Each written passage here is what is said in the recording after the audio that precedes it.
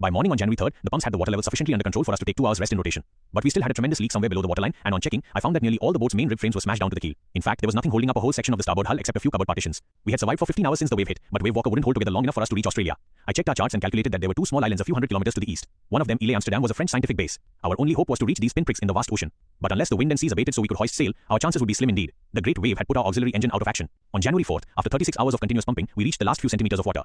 Now we had only to keep pace with the water still coming in. We could not set any sail on the main mast. Pressure on the rigging would simply pull the damaged section of the hull apart, so we hoisted the storm jib and headed for where I thought the 2 islands were. Mary found some corned beef and cracker biscuits, and we ate our first meal in almost 2 days. But our respite was short-lived. At 4 p.m., black clouds began building up behind us. Within the hour, the wind was back to 40 knots and the seas were getting higher. The weather continued to deteriorate throughout the night, and by dawn on January 5th, our situation was again desperate. When I went in to comfort the children, John asked, "Daddy, are we going to die?" I tried to assure him that we could make it. "But Daddy," he went on, "we aren't afraid of dying if we can all be together. You and Mummy, Sue and I." I could find no words with which to respond, but I left the children